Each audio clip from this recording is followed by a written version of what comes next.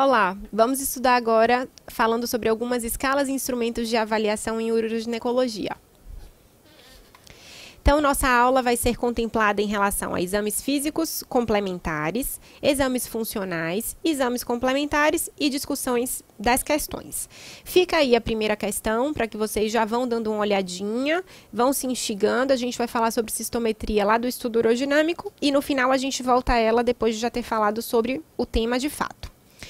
Então, algumas outras coisas que podem fazer parte da avaliação física, né, como avaliação complementar, vai ser a abertura vulvovaginal. Então, a gente vai ter como avaliação, como forma de se dizer sobre essa abertura, se ela está totalmente fechada, se ela tem uma abertura discreta, uma abertura moderada ou uma abertura acentuada.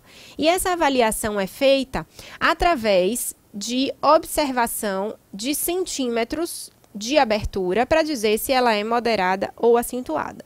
Quando essa abertura vulvovaginal ela está completamente fechada, a gente pensa que existe uma capacidade muscular preservada em termos de contração sustentada, de tônus muscular.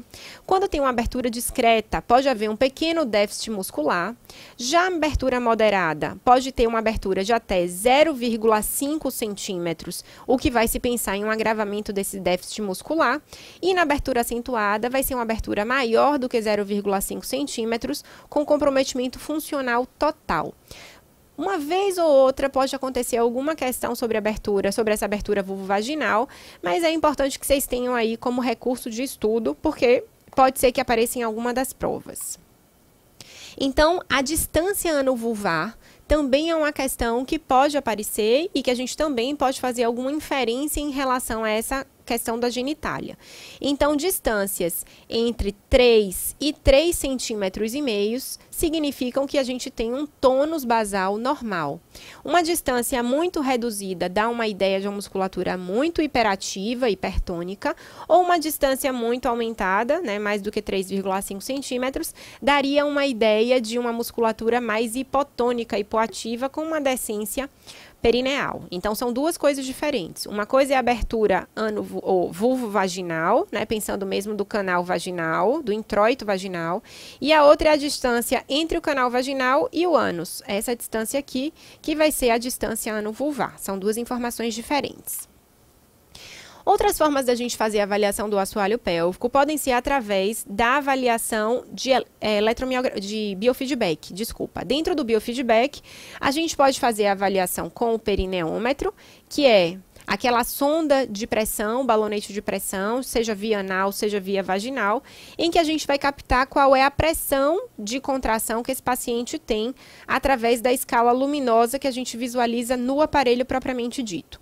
Lembrando que o perineômetro muitas vezes pode dar resultado falso, porque se a pessoa fizer pressão intraabdominal, essa pressão vai para dentro do assoalho pélvico e o perineômetro acaba captando essa pressão também. Então, para fazer uma avaliação com perineômetro, é importante que o paciente esteja bem dissociado em termos de contração abdominal. E uma outra forma de avaliar é através da eletromiografia, que a gente vai ver esse traçado muscular da atividade mioelétrica do músculo. Então, aqui a gente diz que o músculo está em repouso e aqui a gente observa a atividade de contração muscular de fato, que a gente pode ver essa crescente dentro do tratamento. Então, é uma possibilidade também de fazer a avaliação. Lembrando que os dois também são mecanismos de tratamento com cinesioterapia, mas eles também podem servir como avaliação inicial e a progressão desse paciente dentro da terapia. Existe também a avaliação funcional do grau de força, pensando no PIP-STOP. Então, o nome desse teste é PIP-STOP ou STOP PP ou stop teste, enfim, tem muita variação na literatura, que é importante que vocês memorizem de que é um teste e não um treinamento muscular, porque há muitos anos atrás já foi utilizado como cinesioterapia, que aí a pessoa vai observar se ela consegue interromper o jato miccional. Não se indica mais como tratamento, porque essa interrupção do jato pode acabar levando à infecção urinária, já que a uretra ela não é estéril, e aí essa urina alcança a uretra e volta como se fosse um mecanismo de turbilhão para a infecção urinária.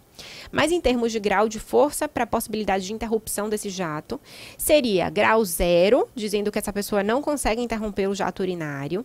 Grau 1, quando ele consegue interromper parcialmente, mas não consegue manter essa interrupção. No grau 2, ele consegue interromper parcialmente, mantendo essa interrupção parcial. No grau 3, ele interrompe completamente, mas o tônus é fraco, né? Aí a gente vai ter que fazer uma avaliação associada entre o pip-stop e o tônus muscular desse paciente. No grau 4, interrompe com bom tônus, e no grau 5, interrompe com tônus forte. Não é uma escala fácil, né, da gente conseguir fazer uma avaliação, a diferenciação entre o grau 3 até o grau 5, mas é uma possibilidade que pode cair nos concursos para vocês poderem falar a respeito do pip-stop. Então, uma nota importante, uma observação importante, é que ele só deve ser realizado após 5 segundos da micção. Então, libera a micção, depois de 5 segundos, tenta fazer a interrupção da micção, fazendo contração do períneo, porque aí ele já estaria num fluxo bem forte, a contração do detrusor já está bem alta, e aí vai ver se a musculatura consegue ou não fazer essa contração e interromper o jato. Outra forma que a gente tem de fazer a avaliação é através do pad teste. Então, se vocês observarem aqui nessa figura, a gente tem um absorvente. Pode ser um absorvente feminino para as mulheres ou um absorvente masculino para os homens, em que a gente faz a avaliação do peso desse absorvente em uma balança de precisão, vai anotar quantos gramas tem esse absorvente antes, vai colocar no paciente e vai fazer um treinamento específico quando a gente faz o teste do pad teste de 1 hora. Então, o paciente foi lá, colocou o absorvente e ele vai fazer algumas coisas, como, por exemplo, primeiro esvaziou a bexiga, 15 minutos depois, ingere líquido, 500 ml de água, e aí ele vai começar a fazer exercícios. Então, ele vai subir escada, ele vai pular, ele vai lavar as mãos em água gelada durante 1 hora. Quando finalizar essa 1 hora, vai se pesar novamente esse absorvente aqui na balança de precisão. E se a diferença do absorvente no início para o absorvente no final for maior do que 1 grama, a gente vai dizer que esse paciente teve uma incontinência urinária e vai quantificar o volume de perda. Se for menos de 1 grama, a gente não vai considerar como perda urinária, porque pode ser somente a sudorese da região por causa do exercício que foi desenvolvido durante 1 hora. Se for o pad teste de 24 horas, que ele vai fazer as atividades de vida diária dele durante as 24 horas e ir guardando se ele precisar trocar de absorvente, a gente vai considerar como incontinência de fato esse volume maior do que 4 gramas. Então, vai se quantificar quanto tinha no início e quanto se tinha no final. Então, além desses dois mais usuais, né, que são de 1 hora ou de 24 horas, existem outros autores também que determinam pad testes de 20 minutos, 1 hora, 24 e 48 horas. Então, a ICS, que é a Sociedade Internacional de Continência, eles estimulam que seja feita essa de 1 hora, que foi a que eu falei, né, a respeito de beber 500 ml de líquido por 15 minutos, e aí depois começar o teste de fato, que vai incluir caminhada, subir escada, sentar e levantar, tossir, correr, e por aí vai, durante essa 1 hora preenchida, para poder fazer a avaliação. Então, a gente tem um dado bem quantitativo em relação à perda do paciente. É uma forma interessante, muito utilizada em pesquisa, mas cai bastante nas questões de concurso também. A gente tem o diário miccional, que é um exame complementar bem importante, que a gente pode fazer a avaliação do diário miccional tanto em 24 horas até 72 horas. Então, o mais usual é de 72 horas, que são 3 dias consecutivos. A ICS diz que não necessariamente precisa ser consecutivo, caso a questão de concurso peça exatamente de acordo com a Sociedade Internacional de Continência, mas ela pode ser também de 1 dia só, por exemplo, né? A ideia é que se a gente faz os 3 dias consecutivos, quando a gente vai tirar a média, de forma geral, o resultado é mais fidedigno. Então, aqui a gente vai ter a avaliação do horário, que foi que a pessoa bebeu líquido, que ela urinou, que ela teve perda e que mudou o absorvente ou a fralda, caso ela faça uso. E assim ela segue fazendo essa avaliação o dia inteiro, incluindo noctúria. Se ela acorda de madrugada para fazer xixi, ela também precisa tomar nota. Então, ela vai fazer isso ou durante 24 horas ou até as 72 horas, e a gente tem como fazer inferências bem interessantes, como o volume médio que essa pessoa consegue urinar, qual é a capacidade máxima urinada, quantas perdas perceptíveis ela teve, quantas trocas de fralda ou de absorvente, se ela está bebendo líquido adequadamente ou se reduziu muito a ingestão de líquido para tentar evitar as perdas. Então, nos dá uma visão bem funcional e bem real desse paciente no dia a dia. Então, é um exame complementar que a gente usa com bastante frequência.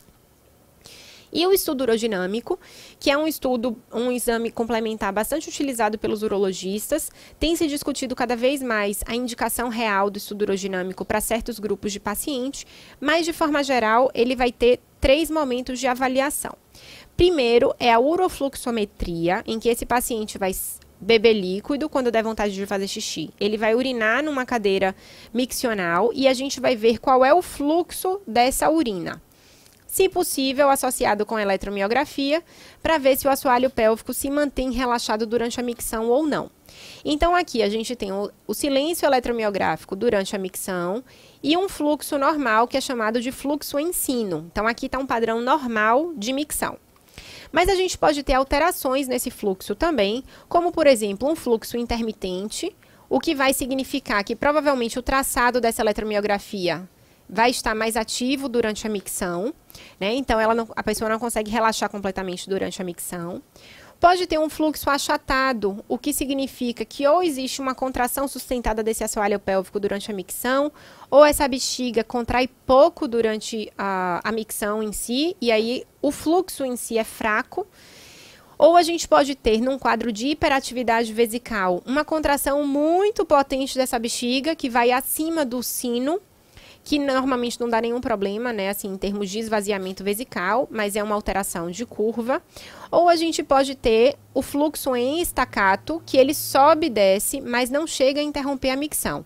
Vejam que aqui no intermitente, ele toca a base, a linha de base, interrompe de fato a micção em vários pontos. No estacato, ele tende a conseguir um fluxo maior, mas ele também sobe e desce sem necessariamente interromper. Então, esse é chamado de fluxometria ou urofluxometria, que é a primeira fase do estudo urodinâmico. Já a fase da cistometria, que é a fase de enchimento da bexiga, a gente vai ter a avaliação da pressão vesical, que é a sonda que vai dentro da bexiga, tanto para fazer o enchimento da bexiga, quanto a captação de pressão dentro dessa bexiga. A pressão do detrusor, que vai ser a diminuição da pressão vesical pela pressão abdominal. A pressão abdominal vai ser captada através de uma sonda via retal. Então, a pressão vesical menos a pressão abdominal vai dar a pressão do detrusor, onde a gente consegue ver se tem contração não inibida ou não. Notem aqui que a gente vai vendo a pressão do detrusor, ele está relaxadinho, com um artefato aqui, um artefato lá, e aqui vai ser o momento da micção propriamente dita, onde o detrusor aumenta a sua atividade e o abdômen se mantém mais relaxado com um pequeno esforço aqui. Aqui é o fluxo depois da cistometria, e aqui é o volume de enchimento dessa bexiga até a micção de fato. Então, esse exame, por exemplo, a gente interpreta que ele está normal, porque durante a fase de enchimento, o detrusor se manteve relaxado, sem contrações não inibidas. O teste do cotonete, que vai ser uma avaliação em que se posiciona o cotonete dentro da bexiga via uretra e pede para essa paciente fazer um esforço, ou de valsalva ou de tosse. E se esse cotonete se mobiliza mais do que 30 graus, é dado como hipermobilidade desse colo vesical. Mas é um teste que tem baixa sensibilidade e baixa especificidade. Então, não é muito utilizado na prática clínica, mas ele tende a aparecer de vez em quando nas questões de concurso. Então, observem que esse delta tem que ser maior do que 30 graus para ser diagnosticado como hipermobilidade da bexiga. Daí, vamos voltar lá para aquele exame do início, né? Aquela questão do início da nossa aula. A figura 3 representa um exame de cistometria. Observe-a com atenção e assinale a alternativa correta. Então, aqui a pressão vesical, a pressão retal e a pressão do detrusor. Aqui na pressão do detrusor, a gente já consegue ver essa atividade do detrusor. Então, vamos para as possibilidades. A. O gráfico demonstra defeito esfincteriano. Não, a gente não tem essa avaliação. O gráfico demonstra normalidade durante a manobra de esforço. O gráfico demonstra uma contração não inibida do detrusor. O gráfico demonstra um detrusor hipoativo, não, porque a gente tem atividade do detrusor. E mostra fluxo normal em forma de sino. A gente não faz avaliação do fluxo dessa maneira na cistometria, mas aqui também não tem a demonstração. Então, também está errada. Então, a gente fica com a resposta correta, a letra C com contração não inibida do detrusor. E uma última questão, que a gente vai fazer a avaliação funcional do assoalho pélvico. Vamos ver qual é a alternativa correta. As duas técnicas básicas de avaliação do assoalho pélvico são a avaliação manual da musculatura do assoalho pélvico e o stop test, que é o stop pipi que a gente falou um pouquinho antes. Então, elas são formas funcionais, mas o stop pipi não é exatamente uma avaliação manual. Letra B. Recomenda-se que a avaliação funcional do assoalho pélvico seja realizada com manobra digital em vez de perineômetro.